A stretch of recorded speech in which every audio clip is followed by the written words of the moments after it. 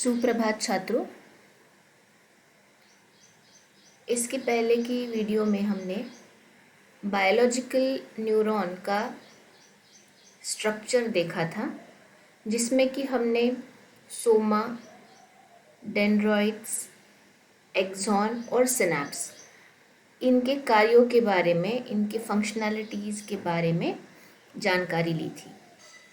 अब इस वीडियो में हम लोग दुनिया का सबसे पहला आर्टिफिशियल न्यूरॉन, जो कि मैककुलो और पिट्स मॉडल के नाम से जाना जाता है, इसके बारे में हम लोग जानकारी लेंगे। तो शुरू करते हैं इसके नाम से। मैककुलो पिट्स एक मैथमेटिकल मॉडल है। यह मैथमेटिकल मॉडल का जो नाम है वो दो व्यक्तियों के नाम पर से दिया गया, एक वॉरेन मैककुलॉक और वॉल्टर पिट्स। तो वॉरेन मैककुलॉक जो थे वो न्यूरोसाइंटिस्ट थे और पिट्स जो थे वो लॉजिशियन थे। तो इन दोनों ने इसका डिज़ाइन किया, यह मैथमेटिकल मॉडल बनाया 1943 में, और इन दोनों के नाम पर से ये सबसे पहला मैथमेटिकल मॉडल, जो कि फर्स्ट आर्टिफिशियल न्यूरॉन कहलाता है, वो अभी भी हम अभ्यास कर रहे हैं। तो इस आर्टिफिशियल न्यूरॉन के बारे में हम लोग एक एक करके जानकारी लेंगे। सबसे पहले हम लोग सीधा इसका जो एक ग्राफिकल स्ट्रक्चर यहाँ पर बनाया हुआ है, आप यहाँ देख सकते हैं, इसका ग्राफिकल स्ट्रक्चर है। इस ग्राफिकल स्ट्रक्चर के बारे में हम लोग जानते हैं कि यहाँ पर ये x1, x2, x3 दिख रहा है आपको।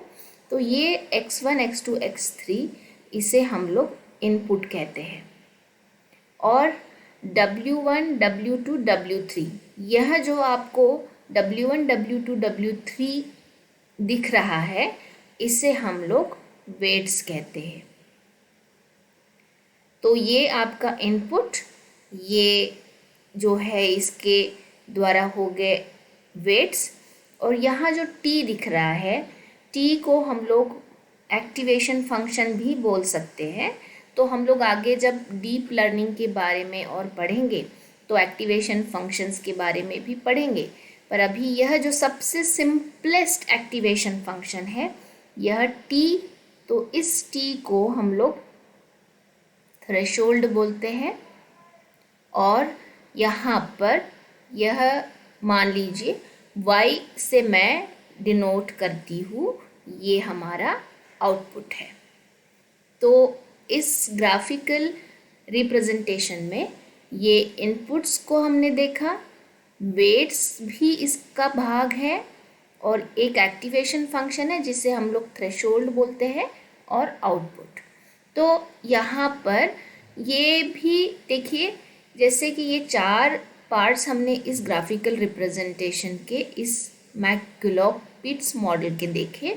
तो इसके बारे में हम और भी चीज़ें जानेंगे कि इसको जब हम लोग इनपुट देते हैं x1, x2, x3, तो यह जो x1, x2, x3 है, ये एक तो 0 रह सकता है या फिर 1 रह सकता है, मतलब बाइनरी फॉर्म में ही रह सकता है, 0 या फिर 1 रह सकता है।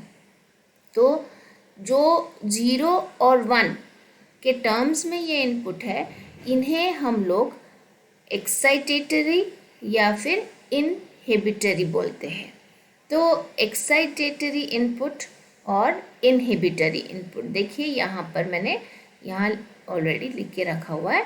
तो ये एक्साइटेटरी इनपुट और इनहिबिटरी इनपुट का मतलब क्या है। और देखिए यहाँ जैसे मान लीजिए कि आपका इनपुट 1 है, और अगर वो एक्साइटेटरी है तो उसमें हम लोग 1 ऐड कर देंगे। अगर आपका जो इनपुट है वो हम बोलेंगे इनहिबिटरी है, तो हम उसमें से 1 सब्सट्रैक्ट कर देंगे। मैं यहाँ पर फिर से दोहराती हूँ। मान लीजिए कि आपका जो इनपुट है वो 1 है, तो आपका मान लीजिए x1 = 1 है। तो अगर आपका एक्साइटेटरी नेचर का है इनपुट, तो हम उसमें 1 को ऐड करेंगे, और अगर आपका इनहिबिटरी नेचर का इनपुट है तो हम उसमें से सब्सट्रैक्ट करेंगे 1 को। तो इसका हम लोग और भी डिटेल में देखेंगे आगे, पर यहाँ पर ये जानना ज़रूरी है कि इनपुट का जो नेचर है वो एक तो एक्साइटेटरी रहता है या फिर इनहिबिटरी रहता है। अब देखिए, ये जो इनपुट्स है हमारे 0 और 1 के फॉर्म में ही रहते हैं, एक तो 0 रहेगा या फिर 1 रहेगा। पर आगे जाके आउटपुट भी साथ ही में, देखिए आउटपुट भी आपका 0 रहेगा या फिर एक तो 1 रहेगा, इन दोनों में से कोई तो भी रहेगा। पर ये इसका डिसीजन कैसे होगा? तो डिसीजन होगा इस एक्टिवेशन फंक्शन के आधार पर, जो कि T से दर्शाया गया है, जिसे हम लोग थ्रेशोल्ड बोल रहे हैं। तो जब हमारी यहाँ की जो फाइनल सम है, ये जो भी फंक्शन यहाँ पर हो रहा है, इस पूरे फंक्शन का जो सम है वो अगर आपका लेस देन T है तो आपका आउटपुट 0 है,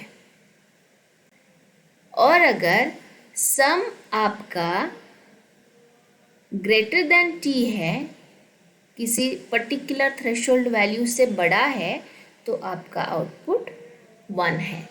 तो इससे हम लोग एक उदाहरण के द्वारा कोशिश करेंगे समझने की।